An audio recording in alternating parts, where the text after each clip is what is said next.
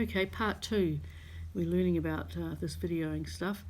On here I'm going to put a little bit of GIMP, and just so if you can see, this is all I do, is nothing sophisticated, fiddly but not sophisticated, and I just put down my GIMP and just stitch, anchor it down as I go.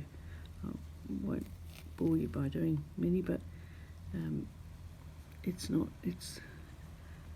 and so there you can see that the little circle is starting to develop there like a little snail.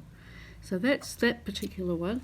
And then from my last one, another one I've been playing around with, this one's got a variety of different things. It's a GIMP with other things mucked around on it, but I use different threads and I don't do heaps of different stitches.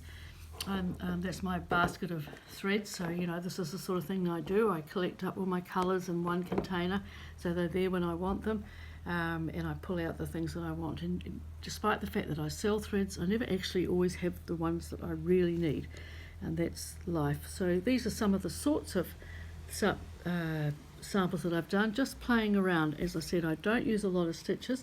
If you want a good book of stitches, I would recommend Sue Spargo's Creative Stitching book. It's just got lots and lots of stitches to play with if you come to the end of your line and you think, oh, what else can I do next? Very thorough, very informative. So that's one of the books that I read. I have got lots of books, but this is another one. If you can get it from the library, I'm sure, Jan Beanie and Jean Littlejohn's Stitch Magic. It's one of my most inspiring books, and it's full of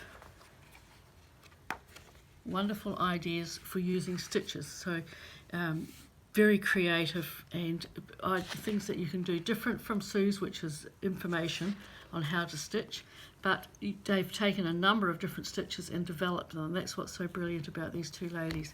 So it's a fabulous book that you can have. And I think, and this one here, this little book I showed you last week, this is also GIMP just stitched around, and you can see the contrast because this time I've used a flat thread of some sort to anchor my GIMP down, and I've left it quite open so it's not wound tightly in a coil like the other one is, but it's just to sort of show that beachy thing with beads and the matte finish on it rather than anything else. So that's my lot for today. Thank you very much for listening. I hope you enjoyed it. See you next week.